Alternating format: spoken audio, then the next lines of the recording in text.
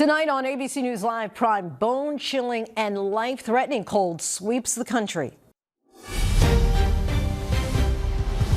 Below zero to single-digit wind chills, more than 40 million Americans are under cold weather alerts. Heavy lake-effect snow is causing whiteout conditions.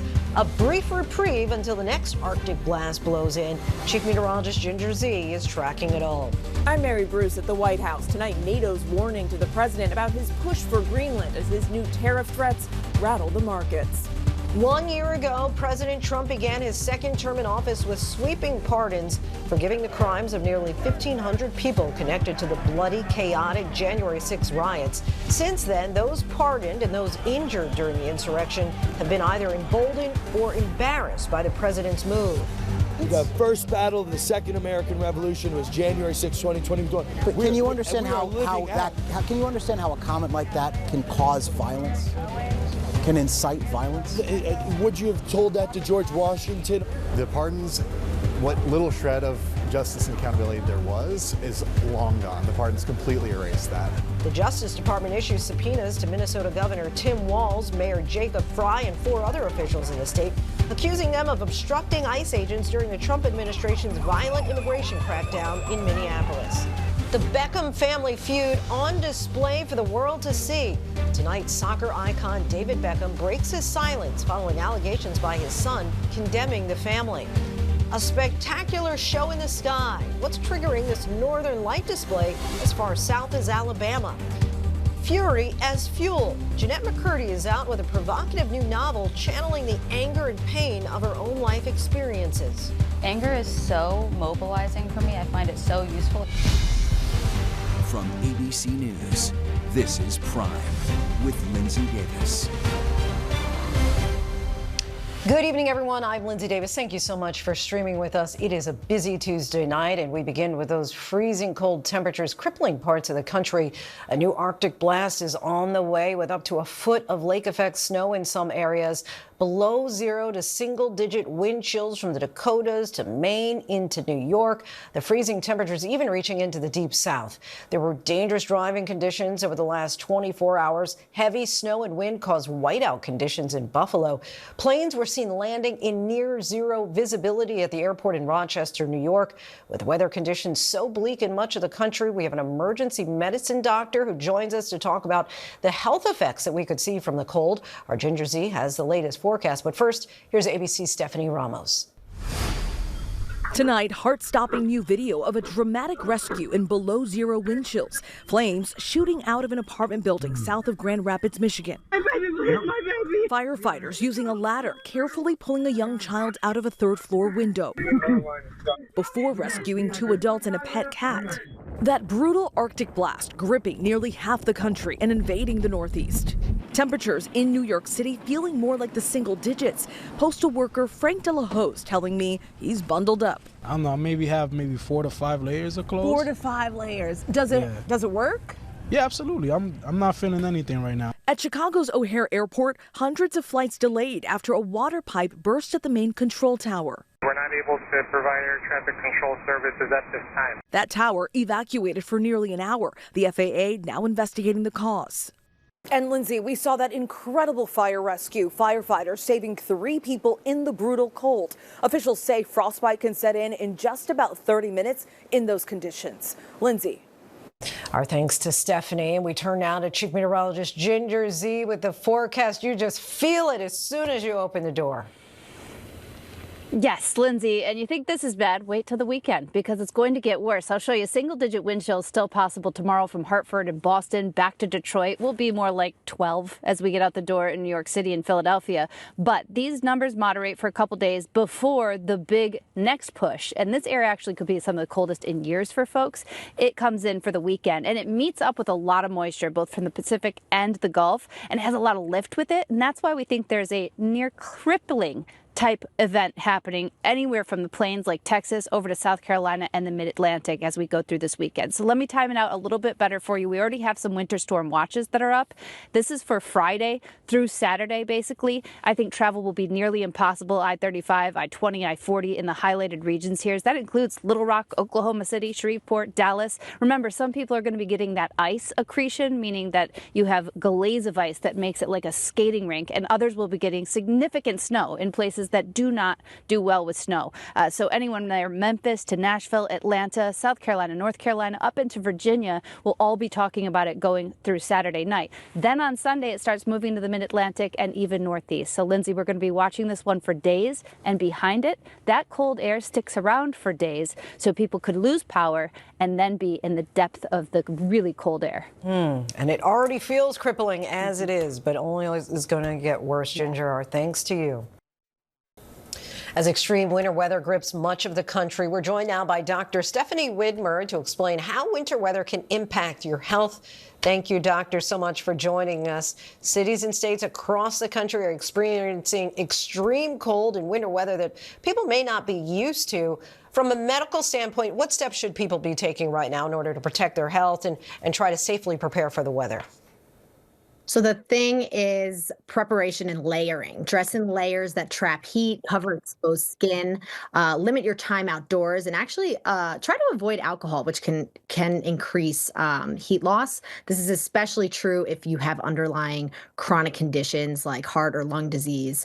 This kind of cold can put extra strain on your body, and don't forget to check on older adults and neighbors. Cold weather can be very isolating and dangerous. Oh, very good to know. Cold exposure can also take a real toll on the body. What are some early warning signs of frostbite and hypothermia? And at what point should people stop outdoor activity and head inside?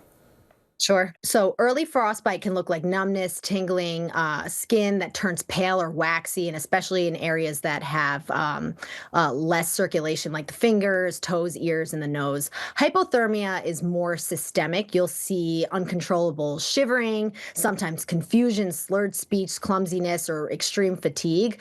If you're experiencing any symptoms, or if you're with someone who's experiencing symptoms like those, or if they seem mentally off, that's a medical red flag. And at that point, it's really important that any outdoor activity stops and you seek medical care immediately. And as you know, we're already seeing a rise in winter-related illnesses. Many people are dealing with coughs, congestion, fatigue. How can someone tell the difference between a common cold and something more serious like the flu?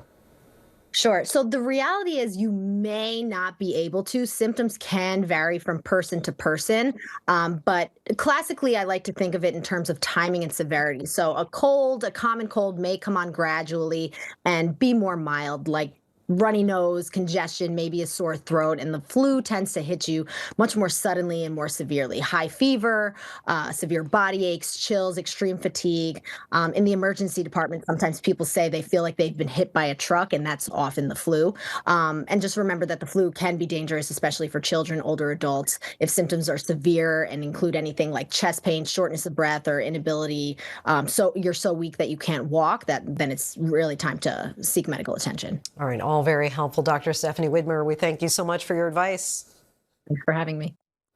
Now to the international showdown brewing over Greenland. President Trump says there is no going back. The stock market plunged 870 points over his insistence he will take Greenland and will impose tariffs against NATO allies who don't support him. Late today, the president was asked just how far are you willing to go? ABC's Mary Bruce reports from the White House. Tonight, as Wall Street plunges on President Trump's threat to impose new tariffs on NATO allies, the president doubling down on his quest to own Greenland, declaring, quote, there can be no going back. How far are you willing to go to acquire Greenland? You'll find out. America's NATO allies beyond frustrated. Trump releasing a text from French President Emmanuel Macron, who told him, I do not understand what you are doing on Greenland. Today at the World Economic Forum in Davos, Switzerland, Macron with this veiled shot. We need more stability in this world, but we do prefer respect to bullies. Canadian Prime Minister Mark Carney spoke of a rupture in the world order. Let me be direct. We are in the midst of a rupture, not a transition. President Trump, who's heading to Davos tonight, downplaying tensions with Macron and other leaders. I think I get along very well with them. I mean, They always treat me well. They get a little bit rough when they're, when I'm not around. But when I'm around, they treat me very nicely. But in Europe, the anger is palpable. Thousands taking to the streets of Copenhagen wearing Trump's signature red hats. These saying, "Make America go away." Greenlanders have made it clear they don't want to be part of the U.S. Well, what gives the U.S. the right to take away that self-determination? When I speak to them, I'm sure they'll be thrilled. Trump insisting there's a deal to be made. I think that we will work something out where NATO is going to be very happy and where we're going to be very happy. President Trump confident he can still strike a deal. Mary Bruce joins us now from the White House. So, Mary, talk to us about this press conference. The president spoke for nearly 2 hours. Did he seem frustrated that his message doesn't seem to be getting across? Yeah, he did, Lindsay. Look, he spoke for an hour and 45 minutes to be exact during this rambling press conference marking the one-year anniversary of his inauguration. Trump listing off what he feels are his accomplishments over the last year, but he is also keenly aware of the polls. New data from CNN now shows that a majority of Americans feel Trump's first year is a failure and that he hasn't gone far enough to lower prices. But Trump insists he's turned things around. Lindsay. Mary Bruce for us. Thanks so much, Mary. Let's bring in ABC News contributor and former UK national security official Steve Hill for more. Steve, thanks so much for joining us. Ahead of Davos, President Trump doubled down on his threats to seize Greenland. Now Greenland's prime minister said that a U.S. military invasion can't be ruled out. What are the European leaders expecting from President Trump as he speaks in Davos tomorrow? Good evening, Lindsay. I think, as so often, they'll be hoping for the best but fearing the worst. They'll be hoping that the president, as he did in his press conference earlier today, will be celebrating a year where he has made some real achievements. But they'll be fearing that he focuses instead on his very well-known views about Europe and specifically on Greenland and, the prospects of some sort of escalation on the Greenland issue. They will be desperate to de-escalate the issue. That can be done on defense, that can be done on trade, but would be very difficult to do on sovereignty. That's an area where I don't think that there is any sort of compromise, unfortunately. Last night, we spoke with former Danish Minister Ida Auken about the escalating tensions over Greenland. He says Putin and Xi are smiling because NATO is fighting each other. This comes as U.S. Special Envoy Steve Witkoff and Trump's son-in-law Jared Kushner met with Russian President Vladimir Putin's envoy at Davos. Do you agree with her? I think absolutely right. I think that this sort of internal fighting amongst NATO allies is really unfortunate. The deployment of some European troops into Greenland was designed, I think, to sort of demonstrate to President Trump that there was burden sharing, that they stood with him, but it seems to have been interpreted almost as an affront, as a threat, which I think was absolutely not what the intention was.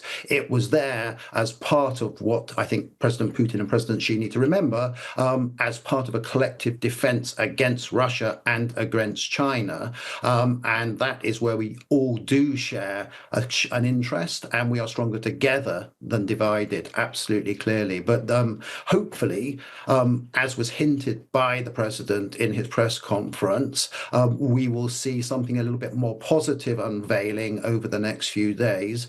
What do you think the consequences would be if President Trump doesn't strike a diplomatic deal on Greenland? I mean, it's already been damaging to the alliance. Trust has already been broken. I think you already see the Europeans taking much more seriously the idea that they need independence in terms of defense, in terms of trade and economics, and in terms perhaps also of technology from the US. And that will, over the next few years, change things fundamentally. Of course, there could be tariffs. We shouldn't overestimate the impact of these, but it's not great for either side. The US consumer does end up, to some extent, having to share that cost and to pay that cost. But at the same time, the worst thing that could happen would be some sort of military action. Steve Hill, we thank you so much for your insight. Appreciate it. Thank you so much. As Mary Bruce mentioned, the stock market suffered its worst day since October, thanks in part to threats of more tariffs on European countries. ABC News correspondent Elizabeth Schulze has a closer look for us. Elizabeth, President Trump is threatening more tariffs on European countries. What could this mean for consumers here in the United States? You know, Lindsay, anytime we hear the threat of more tariffs, it could mean ultimately higher prices for consumers. Whereas a new estimate out from the Yale Budget Lab that tracks all of the tariffs and where they stand, they're saying these additional tariffs on those 8 European countries could mean that the typical American household, with all of the tariffs combined, is paying $1,751 per year in additional costs. Now, when we look at kind of how this happens, what we see is that we know American businesses are paying those higher import costs when they bring in products from abroad. And what we've seen in another new research report out is that almost all of the costs of tariffs are from businesses and consumers. 96% is ultimately from U.S. buyers. And so really the question becomes, Linsey, how much do businesses absorb? We have seen a lot of companies try to take on those higher costs, and how much do they end up passing down to households? And tell us how the stock market reacted to the news today. Yeah, not a good day on Wall Street. We did see the S&P 500. So that's the index that tracks most people's retirement accounts, have its worst day since October. The Dow there on your screen down almost 2%. So really a negative day there. I've been talking to traders. They say, look, this is a whole new threat of tariffs. There'd been sort of a status quo about where things stood. Now the president is upending that with these new threats. The stock market, as we know from last year when he was announcing tariffs back and forth, does not like this uncertainty. And this injected a whole new round of uncertainty into the markets, Linsey. All right, Elizabeth, thanks so much as always. Thanks. Now to the rising tensions in Minneapolis. ABC News has learned that Vice President J.D. Vance will travel to the city on Thursday for a roundtable with local leaders and community members. This comes as the Justice Department issues grand jury subpoenas to Governor Tim Walz and Minneapolis Mayor Jacob Frey. Our Matt Rivers reports from Minneapolis. Tonight, as 3,000 federal agents conduct immigration operations across Minnesota, President Trump at the White House today touting ICE's success, but acknowledging that ICE agents can make mistakes. You know, they're going to make mistakes sometimes. ICE is going to be too rough with somebody, or, you know, they're dealing with rough people. They're going to make a mistake. Sometimes it can happen. We feel terribly. The president also speaking about Renee Good, who was shot and killed January 7th by ICE agent Jonathan Ross. You know, when the woman was shot, I felt terribly about that. And I understand both sides of it. But when she was shot, there was another woman that was screaming shame, shame, shame, shame, right? You saw it so loud.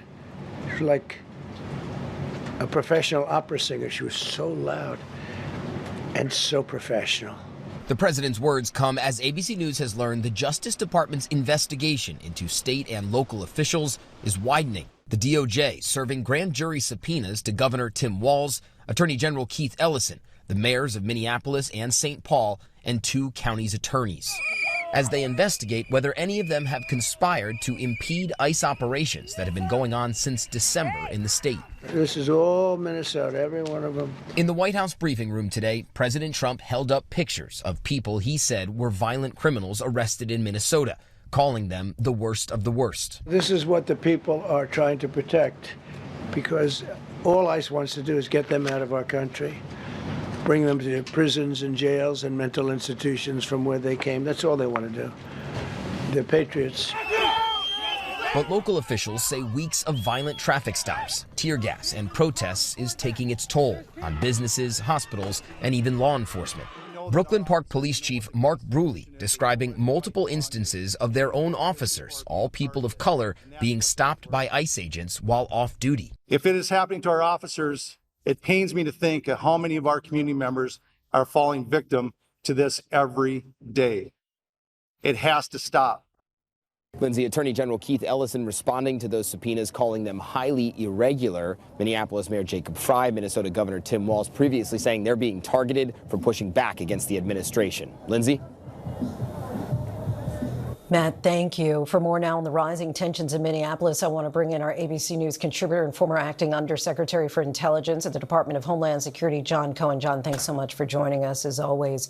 Earlier, the White House, President Trump implied that the death of Renee Good, who was shot and killed by an ICE agent, was a mistake, and continued on to say sometimes it can happen. The comments come after the president learned that some of Good's family members appear to be supporters of his. What's your reaction to this sudden switch in tone?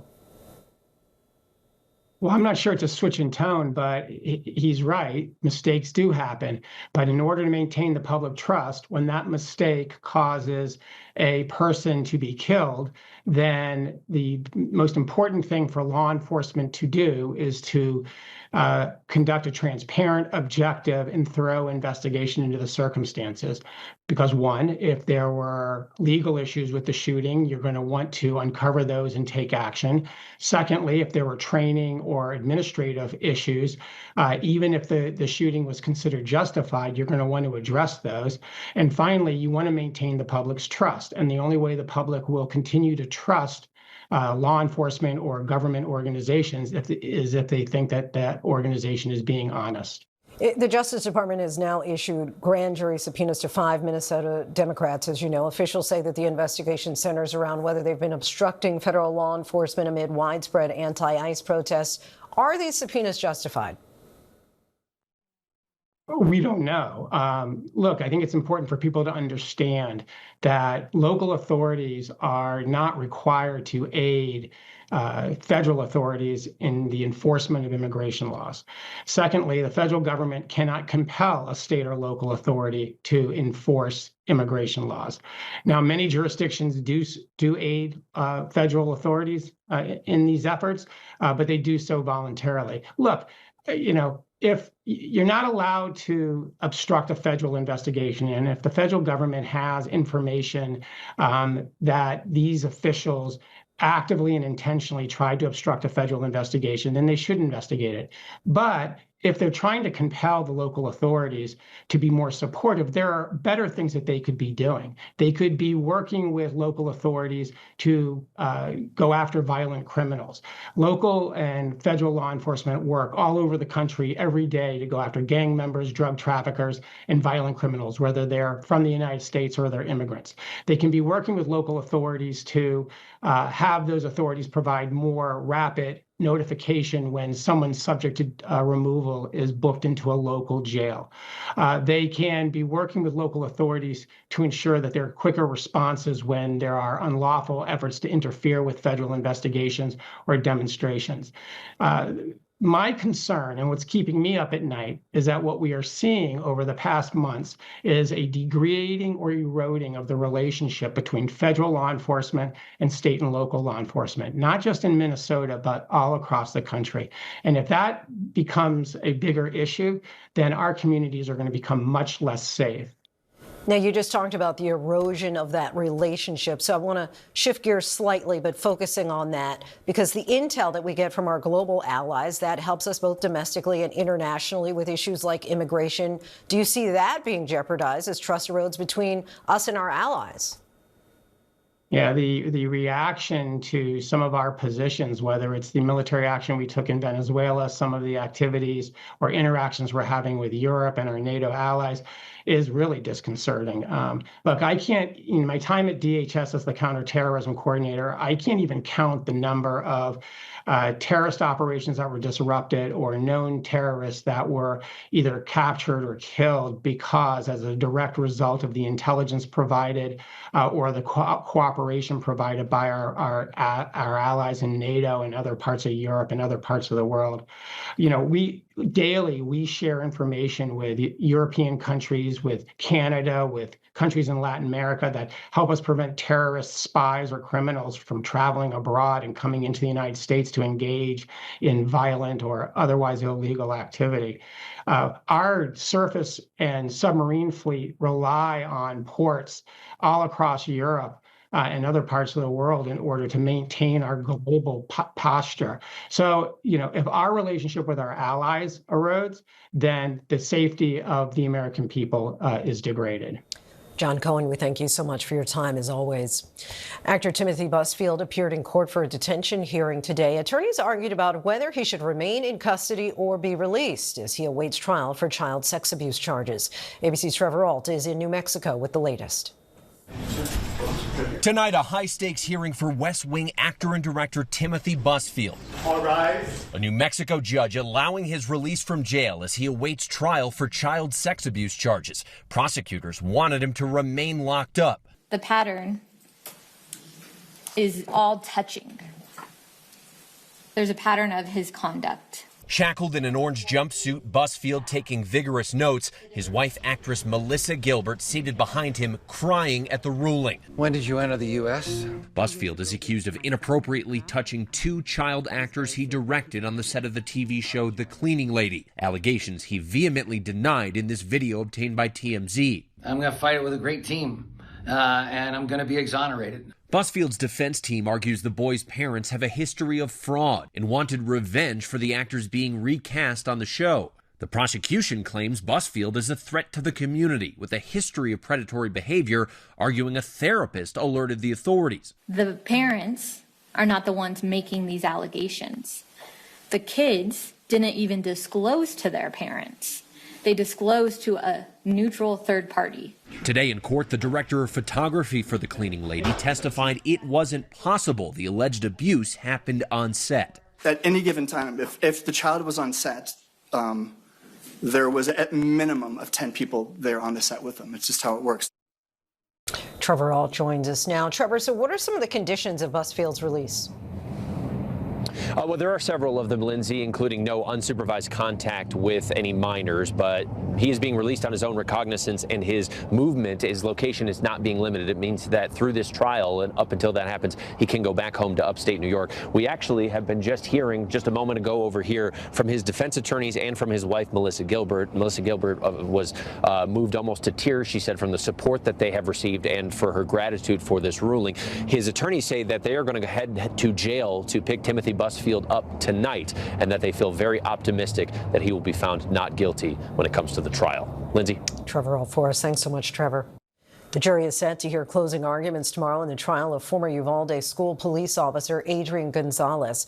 Prosecutors are alleging Gonzalez had a unique opportunity to stop the shooting. The defense says Gonzalez followed his training and did all he could to protect students that day. The defense today alleged that Gonzalez could not see the shooter and may have suffered from tunnel vision.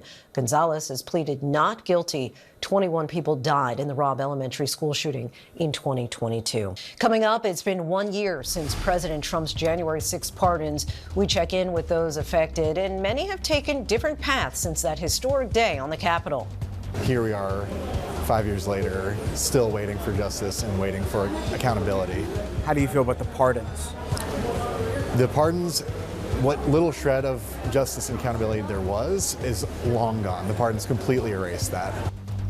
Plus, a new college football champion took home the top prize. We take a look at Indiana's historical win by the numbers. And the Beckham family drama is making headlines. David and Victoria Beckham's oldest son, Brooklyn, is speaking out about his famous family. Welcome back, everyone. Today marks 1 year since President Trump took office for his second term. It also marks 1 year since his sweeping January 6 pardons, which forgave the convictions and crimes of nearly 1,500 rioters who stormed the Capitol in 2021, believing the false claims that somehow the 2020 election had been stolen. Since then, the J6ers have taken different paths, some emboldened by the pardons, others embarrassed, as some Capitol police officers worry that history is being rewritten and the country is less safe because of it. Our Jay O'Brien has their stories in tonight's Prime Focus. USA! USA! This is an unapologetic return to the scene of the crime for many in this crowd.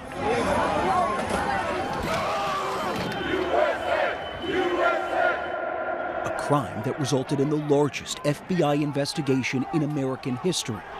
A bloody attempt to stop the certification of the presidential election results on January 6, 2021. More than 140 police officers injured, an act of political violence that shocked the nation. Many here were at the Capitol that day, some convicted of violent crimes, returning to mark the attack's 5th anniversary, standing just steps away from where it all happened, now feeling vindicated, holding up framed pardons from President Trump and lifting a sign thanking him. So this is January 6th. These are the hostages. Trump's sweeping pardons exactly 1 year ago, just hours into his second term, sent shockwaves still reverberating to this day, forgiving the crimes of more than 1,500 January 6th defendants, Even alleged violent rioters were freed, like Jake Lang, accused of assaulting police officers and arrested just days after the Capitol attack. We left our hearts on this battlefield here for our country. Now a free man after 4 years in jail following Trump's pardon. I'd be an old man, old and gray, by the time I got out. You were accused of doing some violent stuff. Well, I was accused of defending my country versus the violence. Beating Capitol police officers well, with a pole. These people were redcoats, traitors to the Constitution. They turned their weapons against uniformed police officers? Listen, it doesn't matter if you're uniformed. It wasn't exactly a pole Lang was accused of wielding, according to court records. It was a baseball bat, and prosecutors said he could be seen using it to hit police officers over and over again for nearly 5 minutes.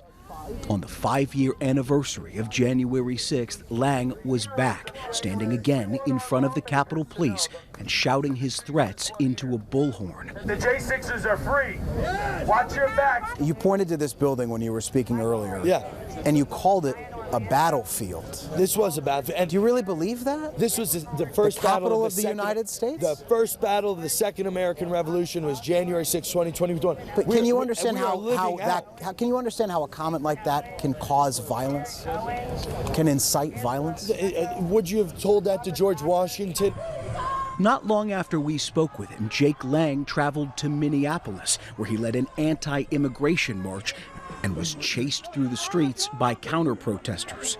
I'm worried about the message that the pardon has sent to these specific rioters, that some of these folks were specifically violent, assaulted police officers. You think they feel like they have a get-out-of-jail-free card? Well, because they literally got out of jail free.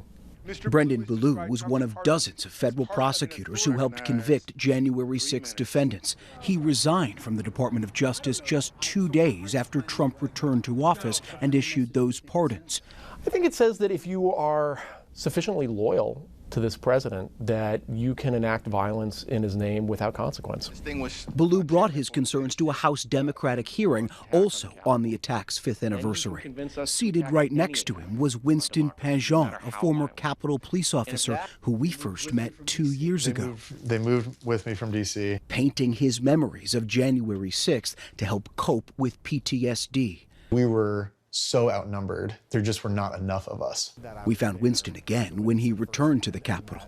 Here we are, 5 years later, still waiting for justice and waiting for accountability. How do you feel about the pardons?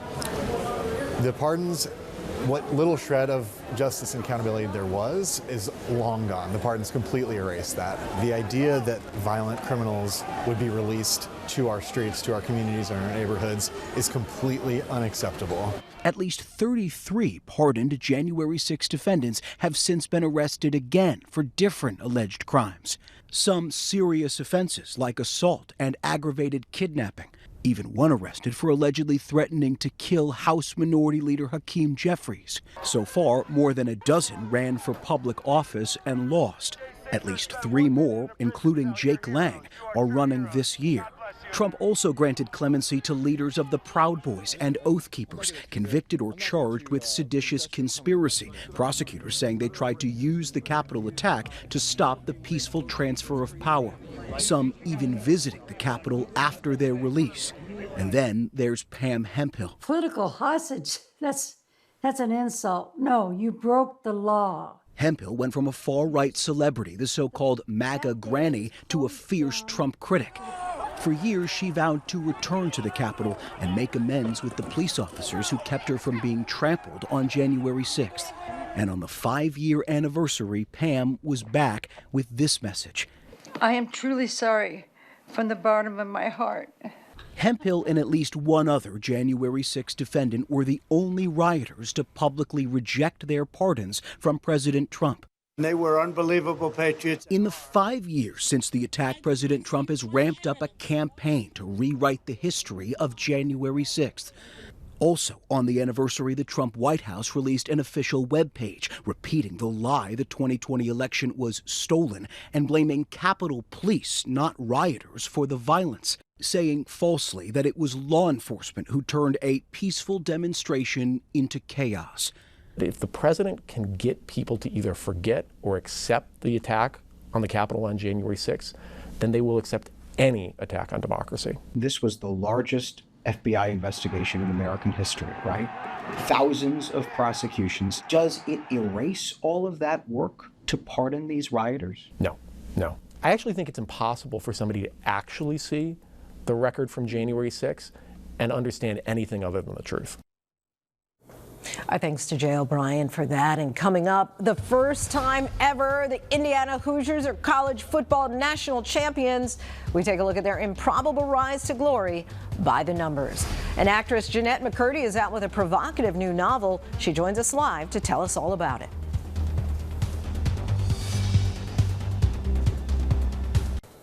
Welcome back to Prime, everyone. Here's a look at the stories making headlines right now. President Trump is doubling down on his threats to own Greenland as he prepares to head to the World Economic Forum in Davos. Trump told other world leaders to get with the program and said there's no going back on his desire to take control of Greenland. The president will meet with European leaders in Davos tomorrow to discuss his plans. A brutal Arctic blast has brought dangerously low temperatures to the Midwest and the Northeast. The frigid weather has put 43 million Americans on alert. Wind chills reach well below zero from Green Bay to Pittsburgh. There will be some warm up later this week, but it won't last for long. Another major Arctic blast moves in just in time for the weekend. South Carolina's measles outbreak continues to grow. Health officials confirmed at least 88 new measles cases in the state. That brings the total number of infections to 646. Officials added there are currently 538 people in quarantine and 33 in isolation. CDC data shows vaccination rates have been lagging in recent years. And Vice President J.D. Vance and Second Lady Usha Vance announced that they are expecting their fourth child. They shared the news on social media and revealed that they're having a baby boy. The baby is due to arrive in July. Still ahead, the new concern about screen time and children and why caps of time may not be enough, and the wild sight overseas. What would you do if you lived in this amount of snow? Welcome back, everyone. College football crowned a new national champion last night. Congratulations to the Indiana University Hoosiers, who won their very first title in program history after a thrilling win over the Miami Hurricanes.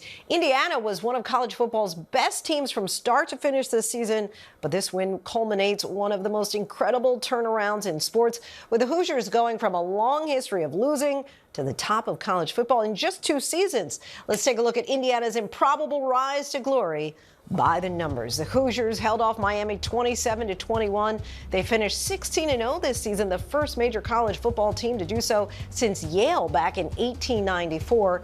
Head coach Curt Cignetti is 27-2 overall in his 2 seasons at the school.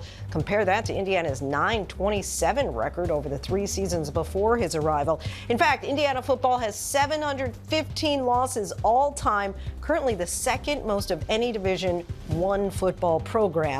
The Hoosiers only had 13 winning seasons between 1969 and 2023 and had not won a conference title since 1967. They ended that drought this season. But it wasn't all Coach Cignetti. Quarterback Fernando Mendoza became the program's first Heisman Trophy winner this season, and the team finished in the top 5 nationally in both scoring offense and scoring defense. And still ahead, if you're in the southern U.S., look up. You just might see the Northern Lights. And Jeanette McCurdy joins us to talk about her provocative new novel, Half His Age.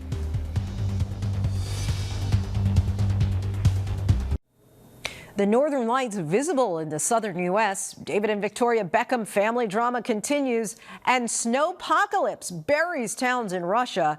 These stories and more in tonight's rundown. A strong geomagnetic storm has brought the Northern Light displays much further south in the continental U.S. The geomagnetic storm was caused by a coronal mass ejection, or CME. It's a massive burst of solar material and magnetic field from the sun's outer atmosphere. The CME happened on Sunday and reached Earth within 24 hours. As a solar flare clashes with the upper atmosphere, it causes the atoms to emit a glow, creating the spectrum of light in the night sky. This dramatic video shows the moment Good Samaritans in Virginia jump into action to help those trapped inside a sinking SUV near a popular restaurant in Virginia Beach. You can see them jump into the frigid water to smash the windows in the hopes of getting the driver inside. Unable to unlock the doors, the driver was in the vehicle as it quickly took on water, and just as it slipped under the water, the rescuers managed to pull the woman out. Everyone is okay, and the crash is under investigation.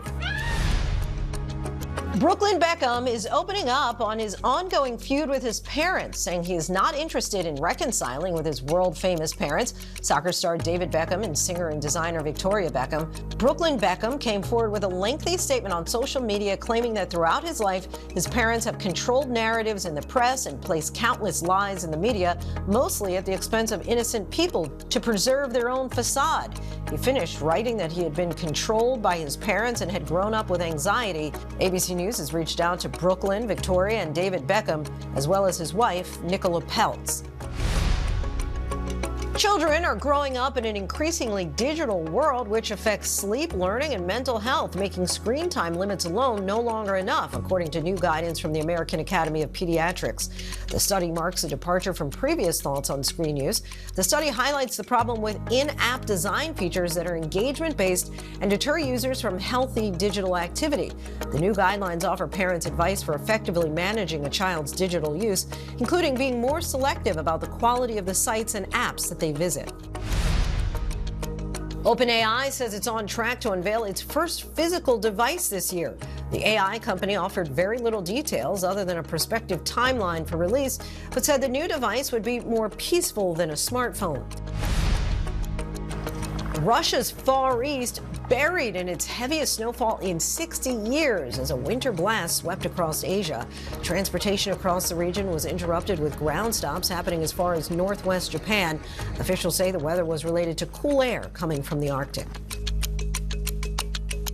Jeanette McCurdy is now out with a provocative new novel, Half His Age. It follows a 17-year-old girl's relationship with her much older teacher. This comes, of course, after much success of her best-selling 2022 memoir, I'm Glad My Mom Died. And Jeanette joins us now to talk about her debut novel. Welcome to the show. Thanks so much for the conversation. Thanks for having me. So let's start right into the book. It's two characters, the young girl, the teacher who's grooming her into this very sexual relationship. Many people feel like we've heard this story before. Teacher goes to jail. It's in headlines. But how do you feel that this story is very different? Such a good question. This novel is less focused on the taboo itself and more so on the psychological examination of a young woman who falls into this situation and all of the contributing factors that lead her to enter into this kind of situation in the first place. I remember reading Lolita many years ago and thinking, I mean, it's obviously incredible writing and story, but you're thinking at the same time, this is a pedophile, this is a young girl, and she is very much the victim. And you have said in this book, you don't want your protagonist to be looked at as the victim. How so? It's more so I think that she doesn't want herself to be looked at as a victim. The entire book is told through the 17-year-old's point of view, Waldo. And she thinks that that would be other people coming at her from a position of superiority and viewing her as the inferior person. So she wants to be perceived as an equal. But that's very specifically Waldo's point of view. You've talked about how this is a novel. It is very much fiction. But you have shared before that you had creepy relationships with older men when you were... I love the air quotes. Yes, creepy, right? Yeah. Because some people would say those people were preying on you, right? That it goes beyond the level of being creepy based on your age. Yeah. So do you feel that there was a part of you that you channeled in this character, Waldo?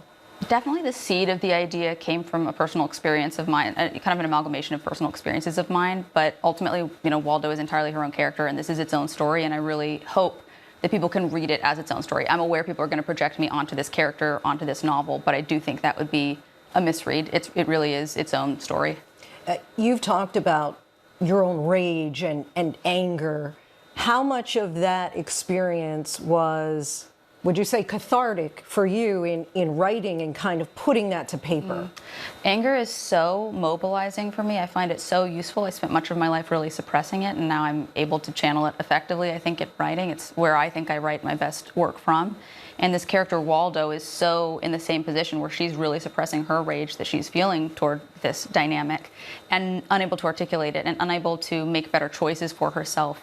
And that's really the journey that she's on, is how can she come into contact with her rage and let it lead her to make better decisions moving forward. I think right from, people say don't judge a book by its cover, but I think right from the cover, you grab people, right? You're up close. There's this teenage mouth, you know, with her finger in her mouth. There's a sexualization to it that I think may cause some controversy once people are actually able to read the book. You said that your own editor had suggested, maybe we tone it down a little bit. Why was it important for you to keep it really kind of thrust in your face like that?